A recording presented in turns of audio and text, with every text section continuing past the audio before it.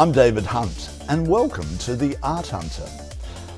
My guests today are the dynamic duo of the auction world, requiring so many incredible paintings and jewellery over the years. And wow, what they do is amazing. I'm blown away by them. They picked up Sotheby's Australia name in 2009 and followed an incredibly successful decade. But then all of a sudden they thought to themselves, we can do this ourselves, and changed their name to their name, their company to their name. They have a very strong brand that specialises in Australian, Indigenous and European and Asian art, in both art and jewellery. Let's meet them because they are the most incredible men. We're talking about Geoffrey and Gary. Hello. Hello. How are you doing? Very well. Introduction. Very well.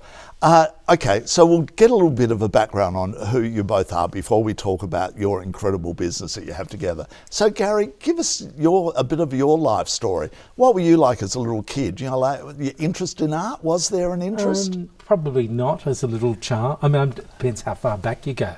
I like all children, I like drawing and painting things, but no, it was only in later life that I got more interested as a teenager, and then much more interested when I met Geoffrey. Yep. When I was Now, much older. you were Deputy Lord Mayor of Melbourne for quite a few years, Yeah, weren't for 4 you? years, 2004 to 2008. Yep. And I also did the arts portfolio in that. Yep. So, it was a great time and a very exciting time. Yeah, and you achieved a lot in that time. I remember at the time you did a lot. And because I'm involved in Joy 94.9, which you are now, but you helped secure us in one of the buildings in the Correct. city. Well, that was my idea, to get City Village, because Joy was in South Melbourne at the time. It didn't have a proper home. No. We have a hardware store. And they came to me and they said they needed some help. And I suggested, well, the City of Melbourne had a building on Burke Street. And to make it happen, my idea was to have a City Village where community organisations could all go in there and help each other and get some synergies. And that idea was born, and Joy became the anchor tenant in there for a very long period of time. It was great. Yeah, and there were so many other organisations in there as well, arts organisations. It was a real hub in a beautiful Art Deco building as well. Correct. Yeah, like very stunning. So when did you meet Geoffrey? You know, like how did that happen? We've known each other for 33 years. Oh, is that all? Yeah, we're friends for 33 years, and we've met, through mutual friends. Yeah, right. So Geoffrey, give us your background. The NGV was involved? Yes, no, absolutely. I was Curator of Australian Art at the National Gallery of Victoria for 16 years. Whoa. From 1990 to 2006. Yep. Unlike Gary, as a child, I was obsessed with art, and Australian art in particular. Why, Geoffrey? Well, I found art was a refuge for me. I was quite a shy and insular and inward-looking person. I was quite lonely in many regards. I lived in the Dandenong Ranges, and in the Dandenong Ranges, artists from the 19th century and 20th century and contemporary artists practiced there. So it was almost an environment which I then saw depicted through the works of Eugene von Gerard, Tom Roberts, Arthur Streeton, and also Fred Williams. So I sort of grew up in the landscape, but in particular my great uncle was a modest art collector, and he took me to the National Gallery of Victoria for the first time as a child, but also to my first art auction at about the age of 8. Oh, wow. And I, as I said, I became very obsessed, and I started collecting every image of Australian art on a birthday card, a Christmas card, and I started building dossiers on Australian art. Wow. Which I still use today. And do you have a lot of those postcards and stuff today? I do. I have kept, if images have been upgraded, I upgrade my archive, but I have an extraordinary archive that has really like a worksheet on every work of art Right. by the most significant Australian artists. So therefore, Gary had no chance of getting away from being involved in art because, like your interest, your obsession, which is a lovely thing to say about the art, like would have dragged him along. That's right. And for many years, we've Voluntarily. voluntarily, for many, years we had been very close friends. But I did feel that to be life partners, I really, it was essential that that person shared my passion and commitment to art. But you said voluntary, but you must have learnt so much off of Geoffrey with every with his day. passion. Still do. Still do. I mean, Geoffrey's a walking encyclopedia on Australian art. I don't have to look at a book or look up Wikipedia. I just ask him. And what's the working relationship like? Like does it work, or like is it one of those where you roll your eyes and walk off? We both love it. I mean, Yeah. I can speak for both of us. We wouldn't have it any other way. I mean, we've been working together, for about 13, 14 years.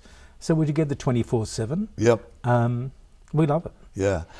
So here you are, Sotheby's, the name that we all know and relate to auction houses around the world. You take on the brand here in Australia and have an amazing decade, as I mentioned. And then all of a sudden, through your marriage, was it? Am I right there? Through your marriage, you thought, our names are important, let's do it ourselves. Or have I made that up? Well, it's not quite as romantic as that, but it all coincided. When we acquired Sotheby's Australia in 2009, part of the license agreement was that we used the name for a 10-year period. So that, we bought the business, everything that came with it. But then 10 years later, that we weren't required to use the name any further. But what was sort of remarkable was that it did coincide with our ability as Australian same-sex to marry, which was wonderful. Yep. And it also coincided with Sotheby's changing from being a publicly listed company globally to being privately owned. And then, of course, COVID arrived. So sort of the beginning of 2010, it was, change for everybody, including for Sotheby's Global and Sotheby's Australia. 2020. 2020. I guess you would have meant that. Now, Smith and Singer is the name of the business, your surnames. Was there a huge risk that it might not work? Or did you have such a good reputation in that world that you felt confident that you were going to do okay? Completely confident, because really, you're the brand. I mean, you're the person. Yep. And in fact, because I've been involved in art all my life, it was actually sort of a similar situation, when we decided to get married. We were talking about, will we change our names? Will we hyphenate our names? What will we do? And, the decision was, we were both so old by the time we were able to get married that really our identity was, ourselves and our names.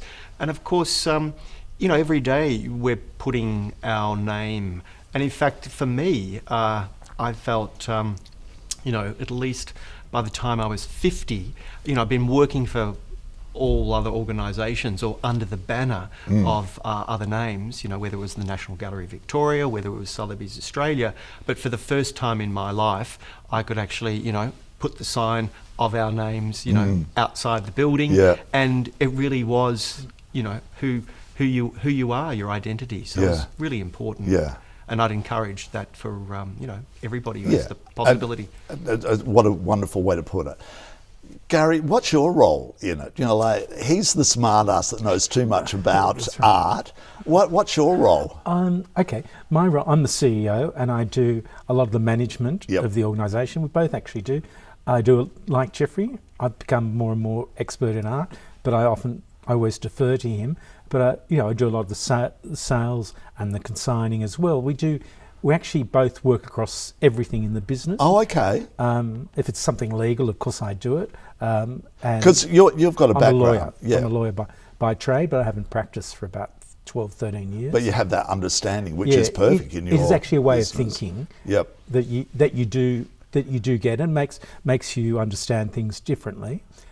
So we're both always on the floor when we have auctions, and so we're always working together. Is it nerve-wracking, an auction day? Is it? Yeah, I suppose it is in some ways. It's exciting. Yeah. I think overall it's really exciting because things are going to happen. Yeah. And you've got by auction day, you've got a fair idea what is going to happen. And who might be interested. Yep. Yeah, because we're always talking to people, and everything you do in life is about sales, and it's no different to what you do or anyone else does. Yep. So on auction day, we feel it is a bit nerve-wracking, but we sort of know what's going to happen, and we work with that. Right. David, it's thrilling. Yeah. No, it is very, very exciting because, you've been so involved in the consigning of works, the researching of works, the promotion of them, and it really is that sense of the next chapter in a work of art's life. And sometimes, usually, from each auction that we have, several works enter public institutions, and that's really exciting. Yep. I mean, it's really exciting for the vendors, the owners. Sometimes we're looking after families or estates, and therefore that idea of the work of art that was in somebody's family for many decades suddenly enters the public domain. Yeah. There's also that sense of, where will the works go?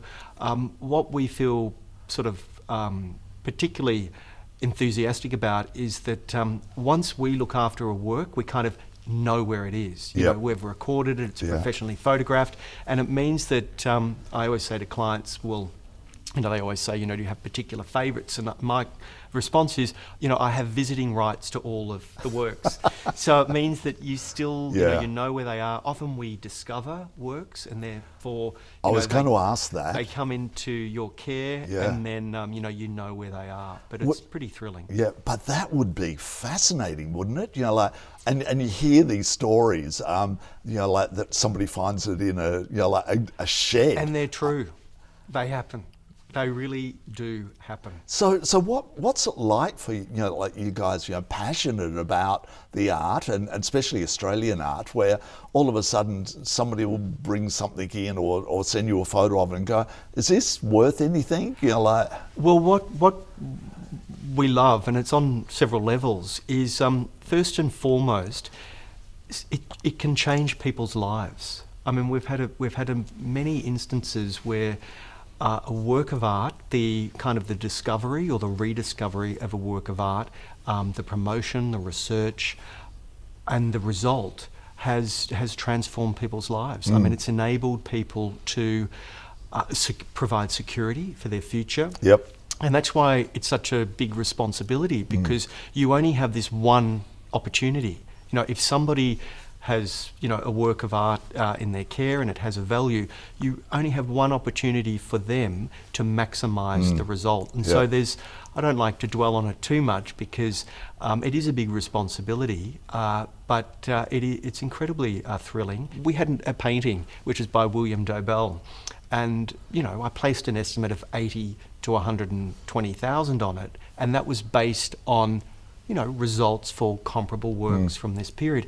Anyway, it sold for, with buyer's premium, around $1 million. Whoa. And in a way, it's sort of that question like, how did you get it so wrong? When you're an expert and you've been doing it all your lives. But the answer to that is emotion. Yeah. And so this particular painting, it was called Woman in a Restaurant. There were people, it hadn't been on the market since 1962. Wow. When it had last sold, it had achieved a world auction record for an Australian painting. It was a tiny painting. But we had 30 people registered to bid, and it was just kind of like a frenzy. Yeah. And it was just, it's the emotion. Yeah. It's the excitement and the passion and the commitment. And who bought it? Was it a private collector or Yes, it was a private collector. Wow. And we were all on the telephones. Like that shot over my shot. Battling, and Oh, I must say that, not that we're competitive, Oh. when we're on the phones, because, we're working for our clients, etc. But Yeah. it's the adrenaline is certainly Yeah. there.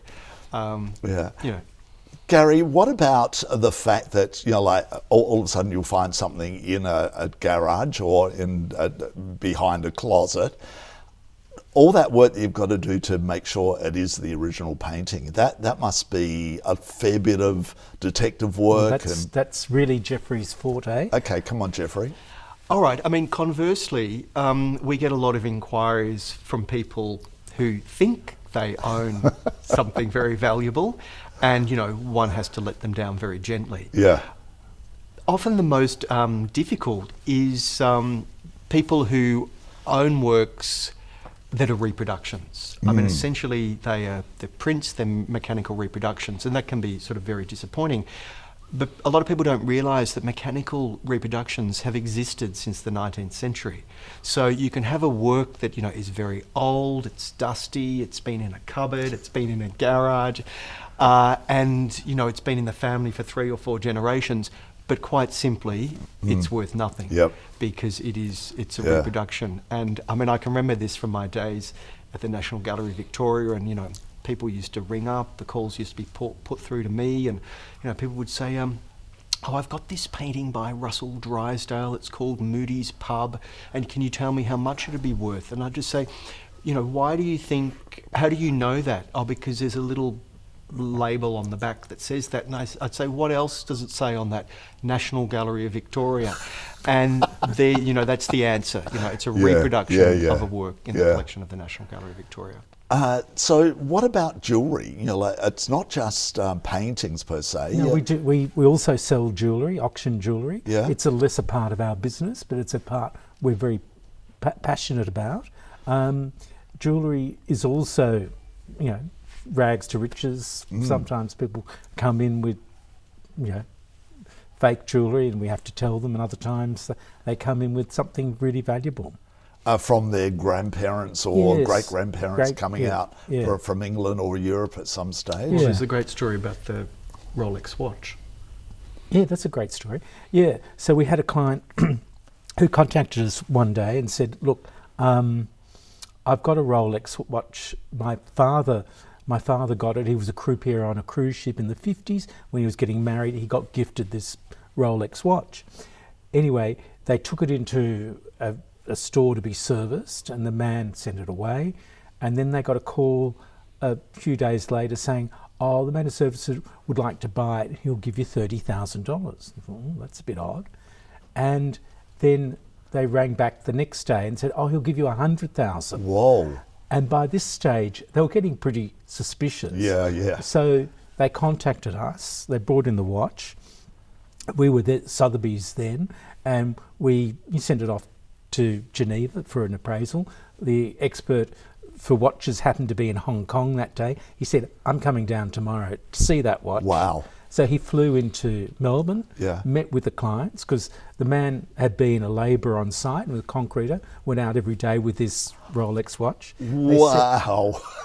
They said, this is the real McCoy, and they wanted it. It was sent to Geneva and it sold for about $1 million. Gosh, that would have, talk about changing people's lives. It did. But what about the damage that he would have doing on a labourer? It didn't matter because it was such a rare watch. Okay.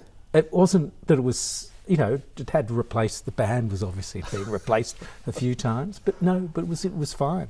Is it true though with a watch that if you open the back, it sort of kills the value a little bit each time? Well, it's a really good question. It depends, and sometimes it's sort of a bit trend or fashion. I mean, there was a period there where, you would never present a watch unless it was in, an appropriate band or a new band. Yeah. But in more recent times, it's sort of like, if it's original, that's more important than it being replaced, or rather than it being restored, if it's, looking a bit battered.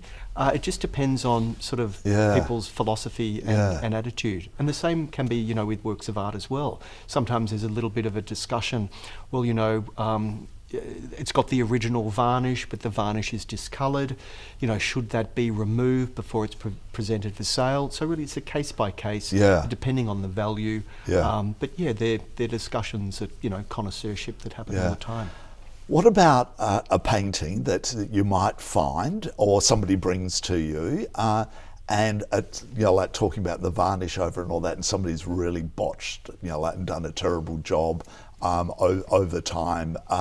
Well, that must be heartbreaking for you, as, you know, like, knowing art.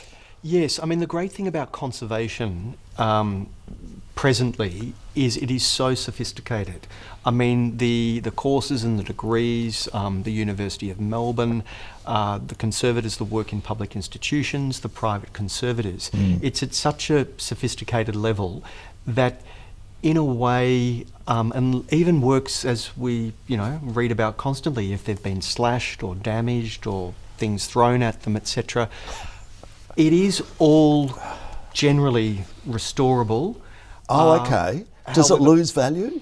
Well, it just depends on the rarity of a work of art. I mean, it just depends on the damage. Depends on the damage, how much it's been compromised. Well, what about Rembrandt's The Night Watch? You know, like, when it was slashed, you know, like, that was a terrible thing, and it was restored, and now obviously you can't get that close to it. But, you know, like, how well do they do it? And because that was probably in the 70s, I think. Absolutely. I mean, I'm not sure. I mean, certainly the sophistication, the level of conservation now is far superior.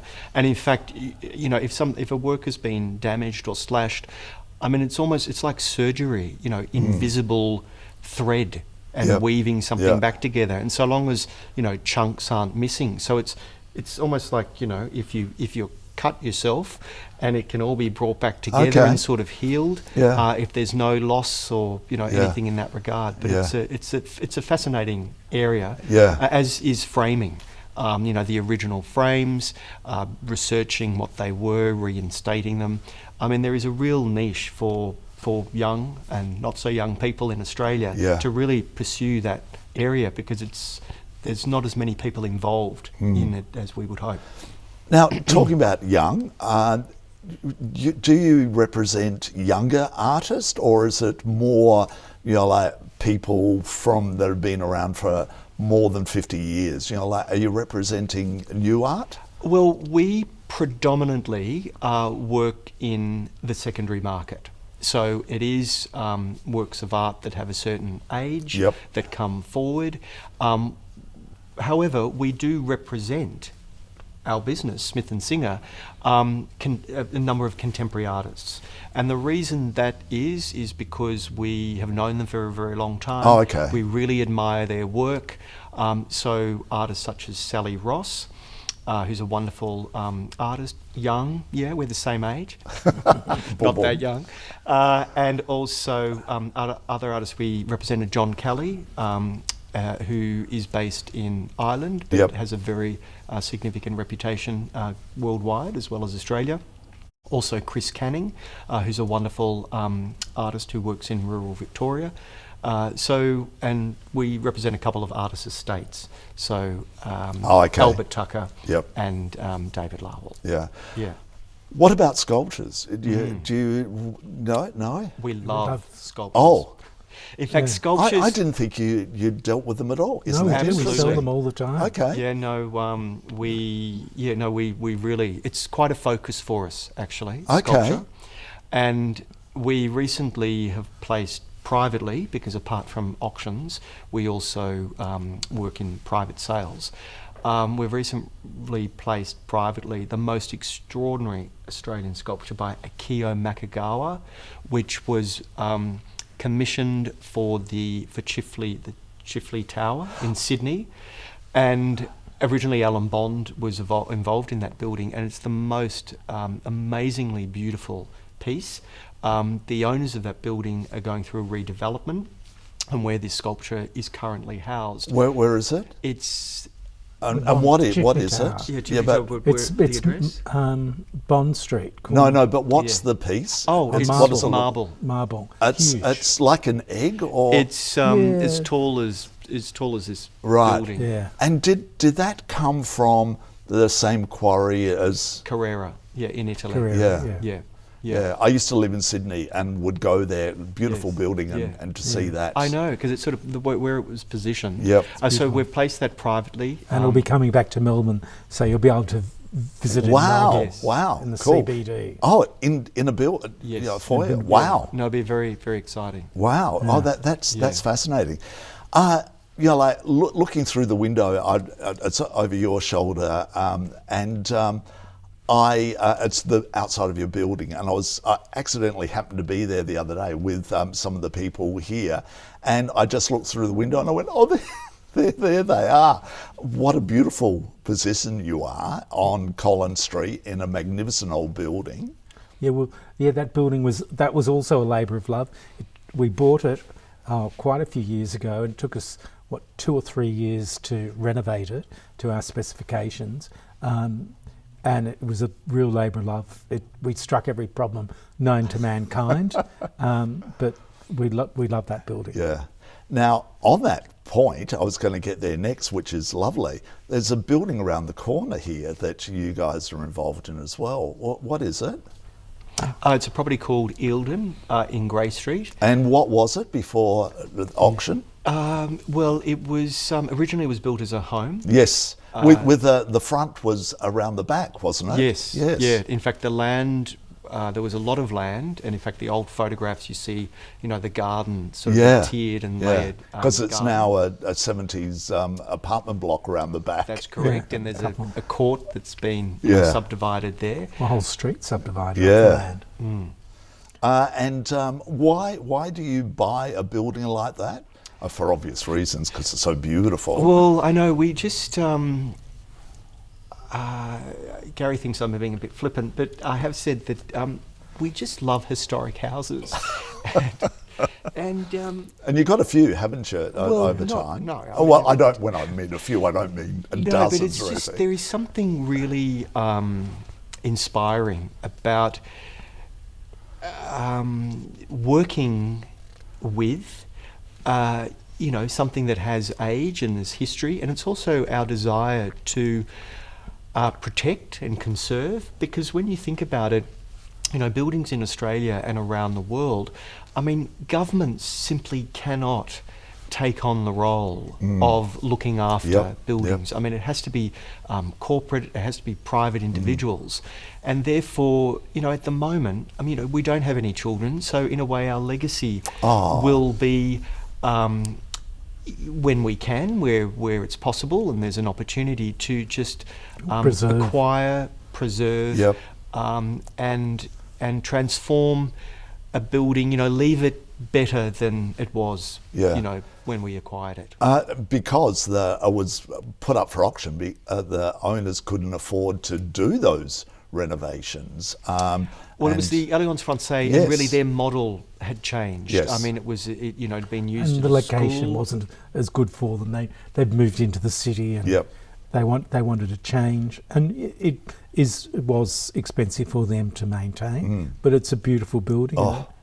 And the position of it too, because there's a couple of other nice buildings along from there as well. Yes, exactly. Nowhere near as nice. Oh no, there's one next door, which is lovely. But it's that sense of, that part of St Kilda, that part of Grey Street. I mean, we're really fortunate that so many historic buildings have been protected. They may have undergone kind of transformations and been used for different purposes, but it's as long as they remain solid, you can return them to absolutely another purpose, and purposes change. The way we live changes.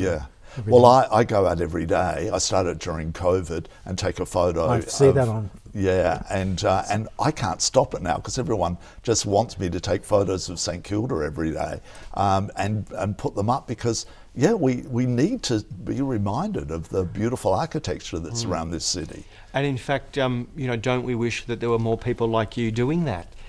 Over the years and over the decades, because you don't realise what you've lost. Because it hasn't been documented. And it's great that we can do that. Well, no, I think it's great what you're doing by restoring where your gallery is, and also this one around here in Grey Street. There is so much more we could talk about, and like the future. bugger it. Let's talk about the future. Where do you see yourself going? Or are you happy going along the trail you're going at this moment in time? Yeah, look, for us, it's really important that we don't overexpand. And just as it is for everybody, there's always the temptation to kind of grow and get bigger, handle more works of art, employ more people, have more auctions. That's sort of the opposite that what we want to do. We kind of want to always maintain quality, integrity. It's taken us a long time to refine to get But it's a constant process. the position. Yeah. And we really do curate our sales. And if a work of art is not for us to look after, we refer it to another auction house. So good on you. we always want to look after Yeah. people who contact us. But it's that sense of, we're not a clearance house. In fact, I describe ourselves as, we're art dealers, or we're dealers in art and jewellery, and we happen to have 3 auctions a year. And then we do other things privately. And we also spend quite a bit of our time facilitating the loans of works of art to exhibitions around Australia. Oh, so, wow. Because we've handled so many significant works of So art. you know who's got them. So, Absolutely. yeah, So whenever a major institutions. exhibition occurs, we're always contacted and we always assist. And probably ultimately there will come a time whereby our business will also focus on publishing and publishing catalogue raisonnés on major Australian artists. Because you actually, I read somewhere where your catalogues are available now as well, aren't they, for sale? Yeah, exactly. So we produce. They've always been. We produce catalogues for every auction, for also every exhibition, and which is lovely for like for those that can't afford to buy, to have a record of what you're doing. Yeah. And they're very scholarly and they're interesting and so it's almost like when you go to an exhibition at the NGV, that catalogue that you get there, it's exactly what you're doing. Well, exactly, but I might say often, and I'd like to see more of this in catalogues produced by public institutions that were perhaps a little bit more scholarly. In terms of recently, an exhibition can happen at a public institution where there's not even a checklist. I mean, we really, like you were saying earlier, it is about documenting and recording important events, but also in an age where scholarship and provenance, is so important, especially for Australian art. There's so much to discover and to record and to publish that, whenever a major exhibition of Australian art occurs, in Australia, it would be wonderful if the catalogues for those exhibitions were scholarly and did actually list works, the history of those works, the history of ownership, because that in itself is a really important story to be told. And when you think about, the history of a work of art, if it had been owned by Helena Rubinstein, or if it had been owned by Dame Nellie Melba, or if it had been owned by Russell Crowe, Hey, he's over your shoulder. Well, that provenance is often people are attracted to not only the work of art, but its full history, and that's something that really should be. So therefore, about. this catalogue that you do, it must take a fair bit of time to put together. So how far in advance do you know what you're going to auction?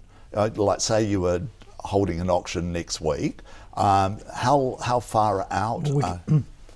We can be working on works for years, generations, till we know. But we close off entries to an auctions about 6 weeks before, and then the catalogues, work on the catalogues for 2 weeks. Right. Then they go to the printers, and it's all systems go. So it's very compact. It's very precise, and has to be done pretty quickly as pretty well. quickly. Yeah. And so you've got people working on that, or well, Geoffrey does most of the essays and cataloguing. So you never see him. That's why we have to work with each other. That's right. Do you work from home, or do you we go to an office? We want all our staff come in every day. Yep. We don't like people working from home. I agree. I'm a bit old-fashioned in that respect. No, but I think people, it's actually a lot better for staff. Yep.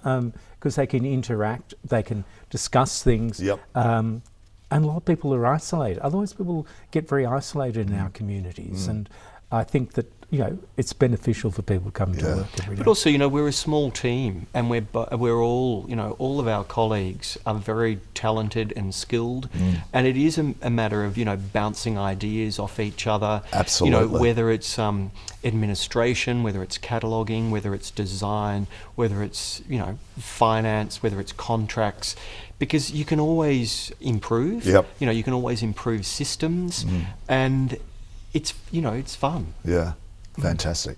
All right, I will stop now because we've really gone over, but what a treat it has been having the two of you in here. And thank you so much for doing the interview, because as I said to you off screen, I've been after you for a while, and it's so lovely that we've finally had you. So thank you, Geoffrey and Gary. Thank you so much. Thank you, David, and thank you for everything you do, because you bring life to so many people and so many conversations that you have, sharing. Thank you. Thank you, I appreciate it.